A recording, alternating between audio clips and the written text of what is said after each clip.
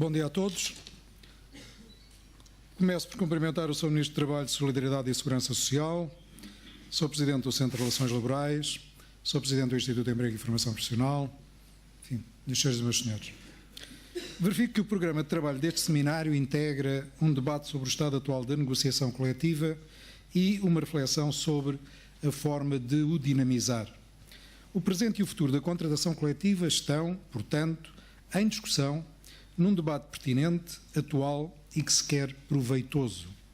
A CIP, no termo dos seus estatutos, tem também cometido a atribuição de intervir em negociações coletivas de trabalho e celebrar convenções coletivas nos termos da lei e do mandato que lhe for conferido pelos seus associados.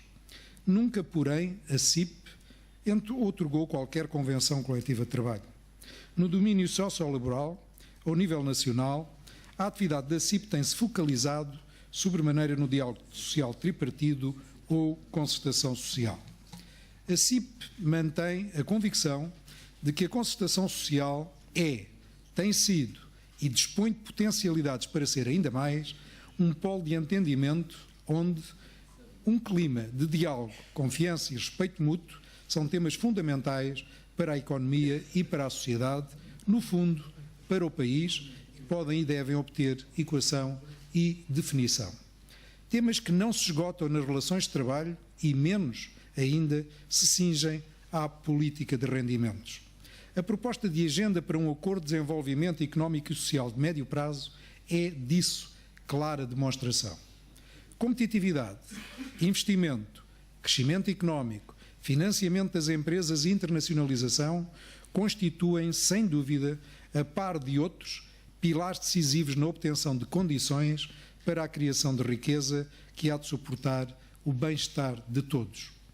No passado não muito distante, a concertação social conheceu exemplos em que funcionou segundo um modelo que não correspondia ao tradicional modelo tripartido, mas antes bipartidamente, representantes dos empregadores e representantes dos trabalhadores.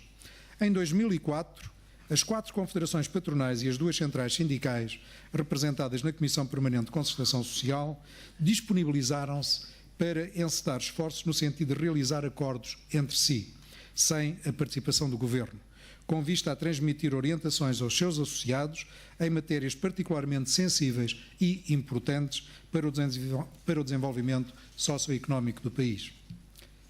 Num período também marcado por uma crise política e económica verificada após a dissolução do Parlamento em meados de 2005, depois de difíceis e árduas negociações, foi então possível assinar, e de forma consecutiva, 2 acordos bilaterais. Um visando a dinamização da negociação coletiva em 7 de janeiro de 2005 e outro sobre a formação profissional em 8 de fevereiro de 2006. O acordo visando a dinamização da contratação coletiva assume particular relevância no âmbito do diálogo social em Portugal. De facto, tratou-se do primeiro acordo entre os parceiros sociais ao nível nacional, onde, em resumo, as confederações subscritoras se comprometeram a diligenciar no sentido de apoiarem um decurso normal dos processos negociais, com claro empenhamento na obtenção dos acordos. A celebração do acordo visando a formação profissional consubstanciou outro exemplo de grande e responsável empenho por parte dos parceiros sociais numa matéria que contribui decisivamente para a melhoria da competitividade nacional, bem como para o aumento das qualificações dos trabalhadores portugueses. A relevância dos acordos bilaterais não impediu o decurso tradicional da concertação social, da qual resultaram, entretanto, mais acordos tripartidos, dos quais me permito destacar o compromisso para o crescimento, competitividade e emprego. Das suas 53 páginas, 30 são dedicadas aos assuntos económicos, 8 aos assuntos de emprego e formação profissional e as restantes 15 à legislação laboral, ao subsídio de desemprego e às relações de trabalho. Ou seja, mais de 2/3 do compromisso refere-se às políticas económicas e à promoção do emprego. A subscrição de tal compromisso teve, para nós CIP, a transmissão de um sinal claro, quer para o interior, quer para o exterior, que Portugal aposta no desenvolvimento futuro do país. Como se reconhece nesse compromisso, As empresas constituem a via para alavancar o desenvolvimento, gerar riqueza e criar emprego sustentável, pelo que só através da preservação da sua viabilidade e da criação de novas ou do desenvolvimento das existentes podemos aspirar a ter sucesso. Aliás, a intervenção dos parceiros sociais em matérias socioeconómicas, quer ao nível nacional, quer ao nível europeu, tem sido cada vez mais insistentemente solicitada pelas instituições da União Europeia, designadamente após a revisão da Estratégia de Lisboa no Conselho Europeu da Primavera de 2005. É claro que, ao nível da União Europeia, os parceiros sociais detêm, eles mesmos, o estatuto de co-legisladores que lhe é conferido nos termos dos artigos 137 e 138 do Tratado que institui a Comunidade Europeia. Mas também se pode dizer que, em termos de registro histórico, ao nível nacional, de um modo geral, as soluções consensualizadas na concertação social foram respeitadas pelos sucessivos governos e pelos partidos políticos com assento parlamentar na concretização legislativa daquelas soluções. Uma constatação que a CIP sempre considerou e continua a considerar como um facto extremamente positivo. Malgrado alguns exemplos recentes em que a concertação social foi pura e simplesmente marginalizada, uma estreita aproximação entre as soluções consensualizadas em sede CPCS e o legislado deve ser retomada pelo equilíbrio e realismo que os parceiros sociais, enquanto representantes dos reais agentes, incutem àquelas soluções, contribuindo decisivamente para a sua eficácia e para um ambiente de paz social na sua aplicação. Uma palavra agora para o diálogo social na sua expressão, contratação coletiva como elemento-chave para o desenvolvimento. A contratação coletiva, expressão do diálogo social ao nível setorial, regional e empresarial, revela-se também ela não só indispensável à manutenção da paz social, como decisiva na produtividade e, assim, na competitividade das nossas empresas. A quando do início da grande reforma da legislação laboral, encetada em 2003, a contratação coletiva, que a CIP sempre defendeu e defende enquanto real estabilizador das relações laborais, não só pela melhoria das condições de trabalho que incorpora, como pelos ajustamentos às realidades setoriais e empresariais que proporciona, para além de revelar desadequação ao mundo real que intentava disciplinar, inseria-se num quadro que potenciava o seu próprio imobilismo. Ao nível legal, muitos dos constrangimentos então verificáveis estão hoje ultrapassados. E, ao contrário do que frequentemente se diz, a contratação coletiva não está morta, nem comatosa, nem sequer estagnada. E não pode ser, apenas pelo número das convenções que qualquer conclusão a esse respeito pode ser extraída. As matérias disciplinadas, a natureza dos instrumentos, contratos coletivos versus acordos coletivos ou acordos de empresa, a dimensão dos setores e o seu relevo ao nível da atividade económica não podem deixar, nesta aferição, de assumir cunho verdadeiramente determinante.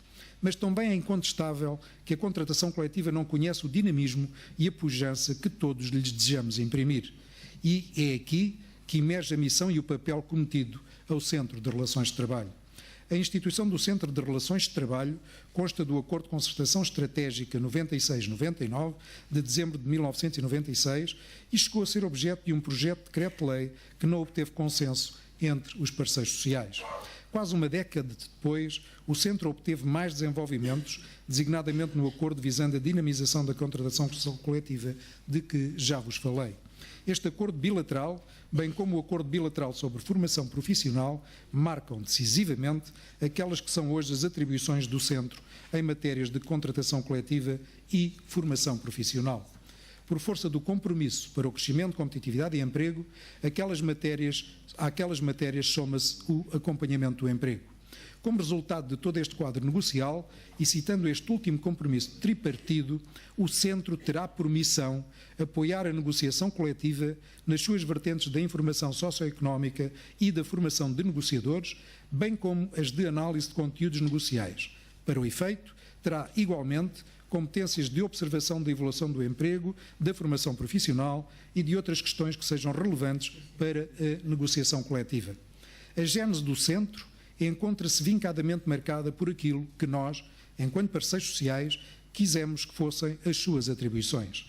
a efetiva entrada em funcionamento do Centro muito deve ao engenheiro João Proença, seu atual presidente, que tudo fez para que esta ideia visse a luz do dia e começasse a prosseguir a missão que lhe cometemos. O Centro foi concebido como um veículo de apoio ao desenvolvimento e promoção do diálogo social bipartido, onde, tecnicamente, se procede ao acompanhamento da implementação de acordos de concertação estratégicos no que respeita aos instrumentos de regulamentação coletiva de trabalho e se produzam dados, estudos e outro material científico para que os atores, no terreno, possam tomar de forma fundamentada as suas próprias opções, ajustando-se às especificidades com que se defrontam. No entender da CIP, o Centro tem que contribuir para o apetrechamento destes atores e não esgotar-se dentro de si mesmo, pelo aglutinar do conhecimento em torno das temáticas que fazem objeto da sua missão e pela sua disponibilização em tempo útil, de forma objetiva e bem compreensível, aos agentes concretizadores do diálogo, maiormente do diálogo bipartido, o Centro de Relações Laborais pode e deve aportar um contributo de grande relevo para uma nova dinâmica da contratação coletiva. Muito obrigado.